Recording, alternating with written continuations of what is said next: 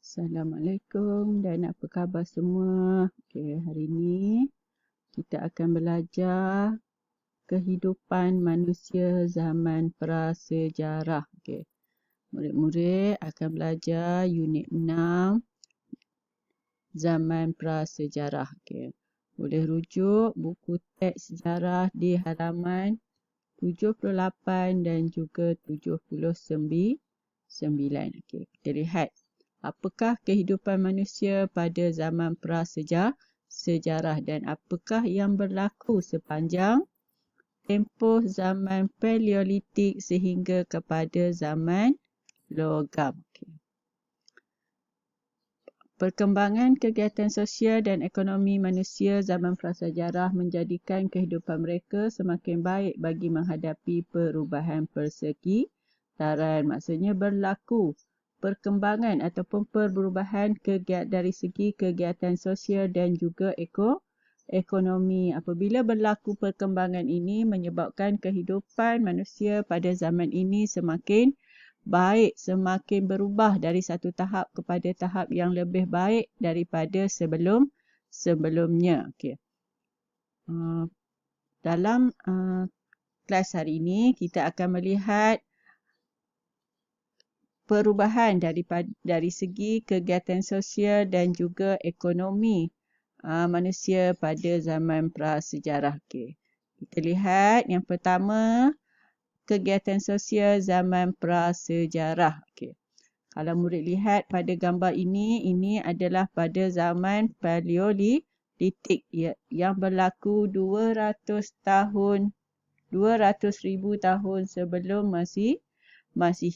Masyarakat ataupun manusia pada zaman ini hidup di dalam gua, tinggal di dalam gua. Mereka hidup secara nomad dan dalam kumpulan yang kecil, dalam kelompok yang kecil.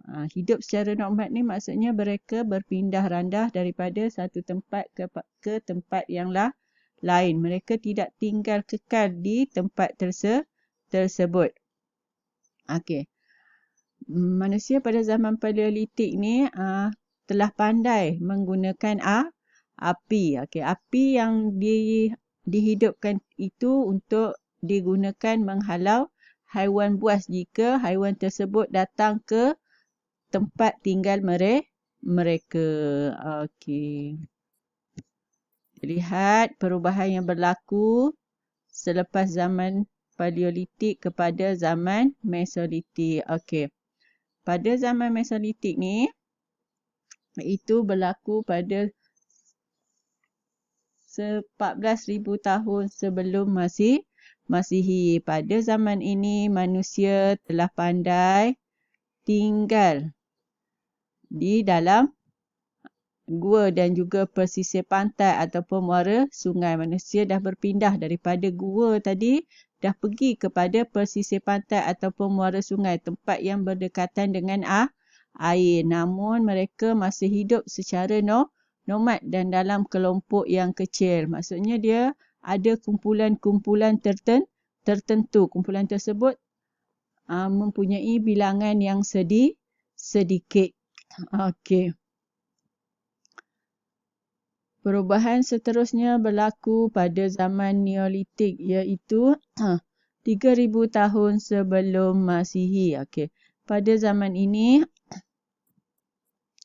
manusia telah mula menetap dalam kelompok yang besar.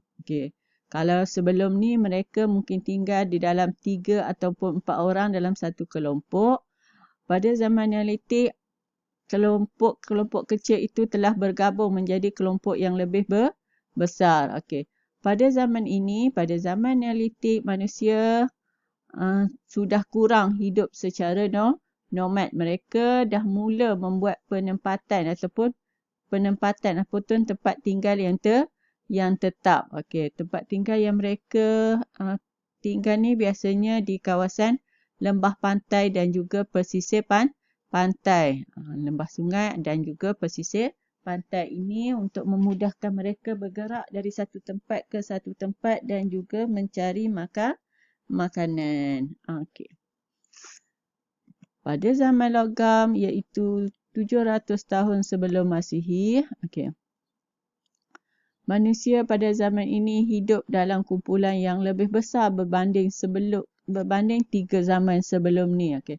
Mereka telah berkumpul di sesuatu tempat. Okay.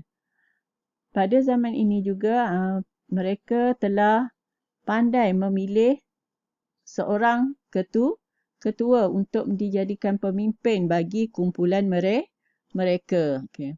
Mereka dah tinggal di penempatan yang tetap. Okay, di samping tu, mereka juga telah mengamalkan dan ada adat-adat tertentu bagi kumpulan-kumpulan tertentu dan mereka telah mengadakan pelbagai upacara yang lebih tersusun berbanding ketiga-tiga zaman sebelum ini.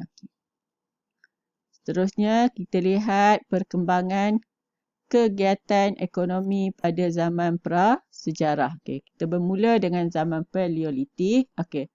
Pada zaman Paleolitik ni, manusia pada zaman ini menggunakan peralatan daripada batu. Okay. Memburu pun menggunakan batu. Okay. Nak memotong haiwan pun menggunakan batu. Okay. Pada zaman ini, manusia mencari makanan dengan cara mengutip hasil hutan. Maksudnya mereka masuk ke dalam hutan mencari makanan. Daun-daun dan juga pucuk-pucuk kayu. Di samping itu mereka juga memburu haiwan untuk dijadikan makanan. Makanan yang dikumpul tu akan dikongsikan bersama-sama dalam kumpulan yang kecil. Apabila beralih kepada zaman Neolitik, peralatan yang digunakan masih lagi menggunakan batu, namun buatannya lebih baik daripada sebelumnya. Batu tu dah lebih kecil dan terdapat cara penggunaan yang betul. Pada masa ini, pada zaman Mesolitik ni, manusia masih lagi mencari hasil hutan, memburu haiwan dan berlaku penambahan dari segi cara menangkap ikan. Kalau pada zaman Paleolitik, manusia tidak pandai menangkap ikan. Zaman Mesolitik, manusia telah pandai menangkap ikan untuk dijadikan makanan. Semua hasil kutipan hutan, memburu haiwan dan juga menangkap ikan akan dikongsi di dalam kumpulan mereka.